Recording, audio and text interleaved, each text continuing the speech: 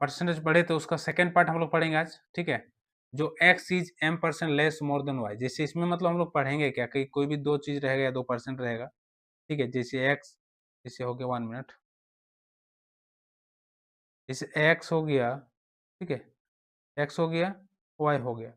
इसमें हम लोग यही चीज पढ़ेंगे कि x क्या करता है, y से 10% कम है, या y x से 10% कम है, या x y से 20% ज्यादा है, या y x से 20% ज्यादा है। इस चीज को और हम लोग इसमें पढ़ेंगे, ठीक है। तो आज चलो स्टार्ट करते हैं क्वेश्चन। पहला क्वेश्चन देखिए क्या है, राम की आय श्याम की आय से 2.5% अधिक है, ठीक है। तो श्याम की आय राम की आय से कितना प्रतिशत कम है, ठीक है। तो हम लोग देखते हैं क्या बोल रहा है कि राम की आय, मान लो ये राम है और ये श्याम है।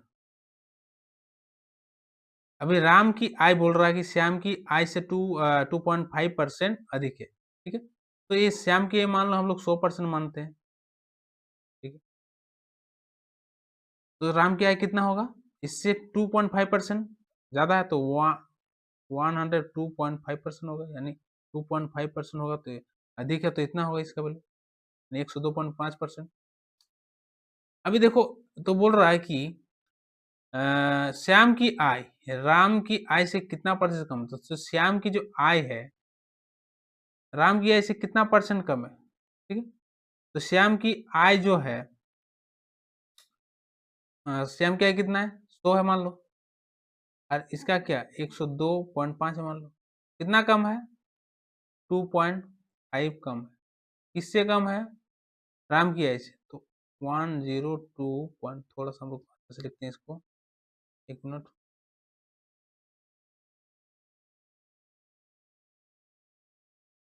ठीक है। तो इससे श्याम की आय कितना कम है, 2.5 कम, ठीक है। तो हम लोग बोला कि कितना परसेंट कम है, तो 2.5 बाई किससे बोला है कि राम से, तो राम को नीचे लिखेंगे, राम का बोला 102.5 इंटू हम लोग 100 करेंगे।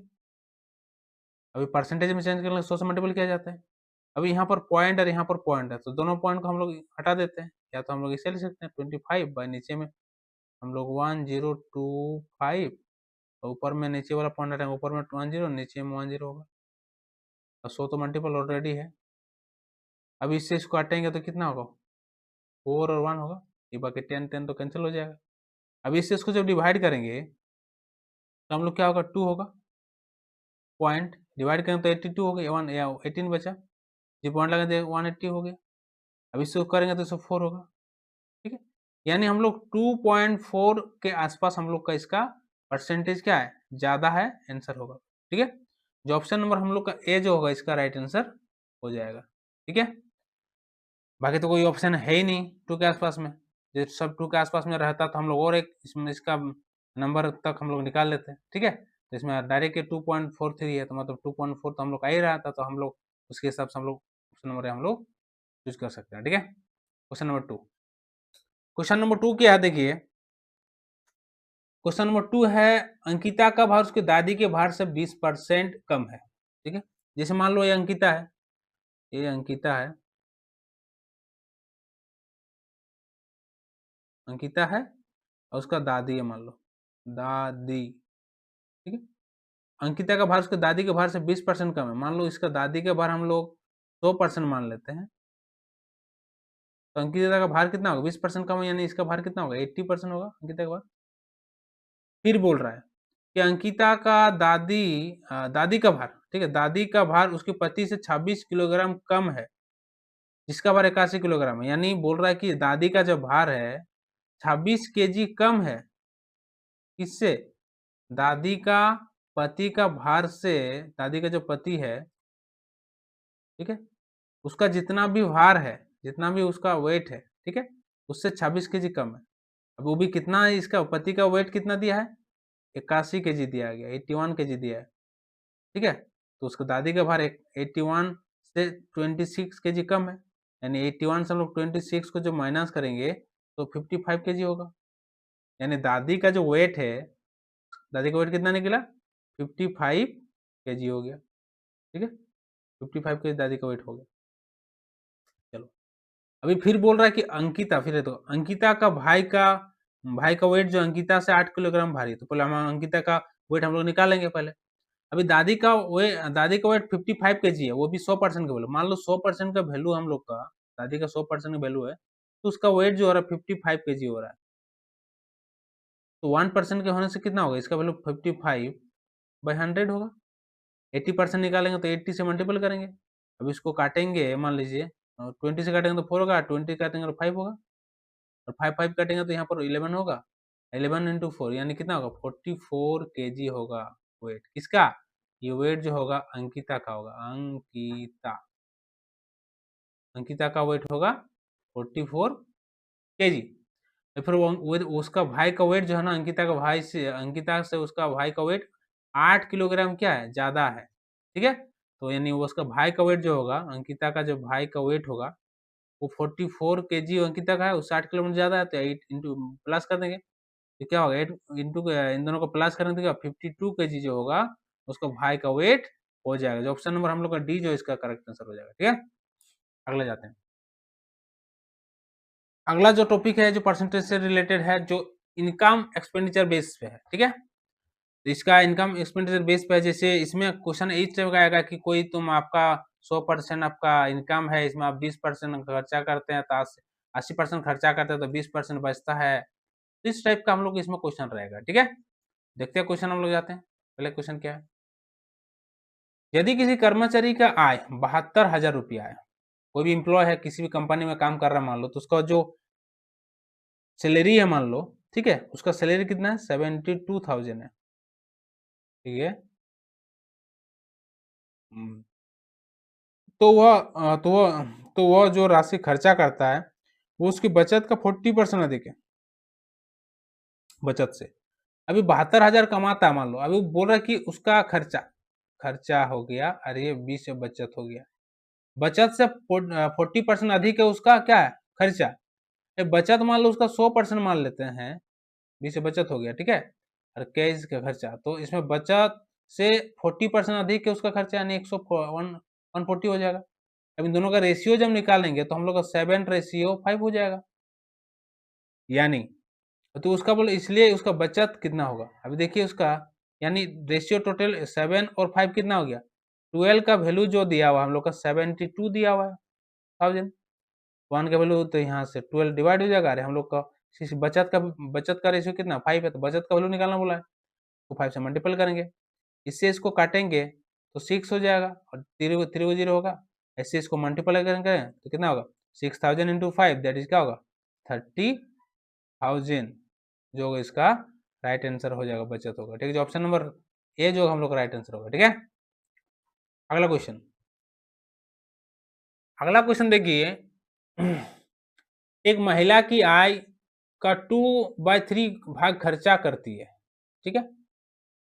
अभी महिला की है बोल रहा है उसका जो आय जो भी है, ठीक है, उसका 2/3 पार्ट क्या करता है खर्चा करता है, 1/3 पार्ट क्या होगा तब बचत होगा, ठीक है। भाई मान लो इसका हम लोग 2/3 मान लो उसको वो खर्चा उसका सैलरी है मान लो, उसका आय 300 रुपया है, महिला का आय जो है 300 रुपया है, ठीक है, आय 300 रुपया इनकम है।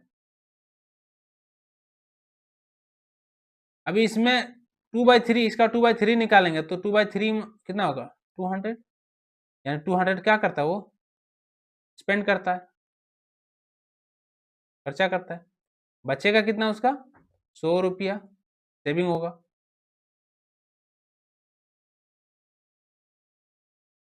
ठीक है। अभी फिर इतना खर्चा किया और इतना उसका सेविंग हुआ, फिर बोला कि उसकी आय में 18% बढ़ जाती है। अभी इसका 300 का आय में 18% बढ़ जाता है, तो 18% जब बढ़ेगा मान लो, ठीक है, इसका आगे देखते हैं, इसका 18% जब बढ़ेगा तो इसका 10% 30 होता है, 18% क्या होगा 54, यानी कितना होगा 354 जो होगा इसका अभी वैल्यू हो गया, मतलब आय उसका बढ़ गया इनकम, ठीक है। तो बोला फिर का उसका बाई में जो उस स्पेंड जो खर्चा जो बाई वाला जो है ना वो भी 24% उसका बढ़ गया, ठीक है, खर्चा भी उसका 24% बढ़ गया। तो इसका जो 200 का 10% 20 होता है, 24% जब निकालते हैं इसका 48 होता है, यानी 200 का 24% जो होगा 48 पड़ जाएगा, मतलब यानी 248 इसका अभी खर्चा हो रहा है।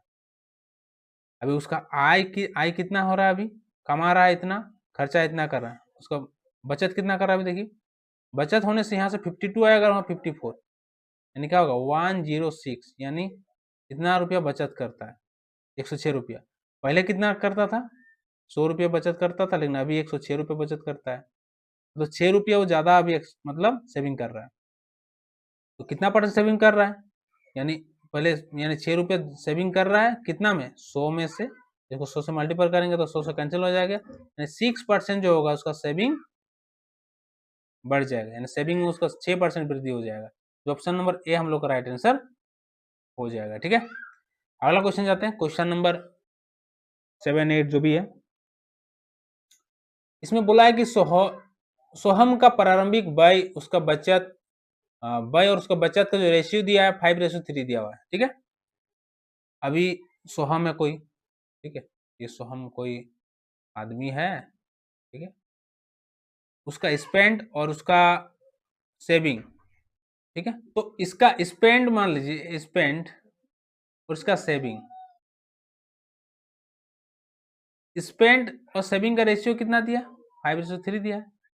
ठीक है, यानी इसको हम लोग जो रेशियो जो दिया हुआ है उसको हम लोग 500 मान दो, 5 को 500, 3 को 300 मानते, तो हम लोग कैलकुलेशन करना थोड़ा इजी होगा। ठीक है, अभी उसका 500 रुपया स्पेंड किया, 300 रुपया सेविंग हुआ, तो उसका जो इनकम था, ठीक है, इनकम मानिए दोनों का इनकम स्पेंड और सेविंग मिल दोनों को ऐड करना तो इनकम निकलता है, यानी 800 उसका इनकम था। चलो ठीक, कोई बात नहीं। अभी देखिए फिर क्या बोल रहा है कि उसका इनकम में 25% उसमें क्या हो गया, वृद्धि हो गया, ठीक है, इंक्रीज हो गया। अभी इसका 25% जब इंक्रीज होगा तो कितना होगा 25% 200, यानी इसका जो अभी जब प्रेजेंट में उसका जो इनकम होगा कितना होगा 1000। फिर बोल रहा है कि उसकी प्रारंभिक बचत, यानी उसका पहले जो था बचत था ना, उसका इनिशियल जो सेविंग था, तो इनिशियल सेविंग था उसका 300, जिसके कारण उसका रुपया कितना था 4500, यानी 300 का वैल्यू जो दिया है 4500 का, ये भी तुम एक्स मानो परसेंटेज मानो जो मानना है। ठीक है, तो 300 नीचे आ जाएगा। अभी हम लोग को बोला है कि वृद्धि के बाद उसकी आय क्या, वृद्धि के बाद उसका आय का वैल्यू कितना होगा, एक 1000 है। अब इससे इसको डिवाइड कर देंगे, कितना होगा, इससे इसको काटेंगे, मान लो 0000, इससे इसको काटेंगे तो क्या होगा 15, और 15 इंटू 1000, यानी कि 15,000 जो होगा उसका क्या निकलेगा इनकम।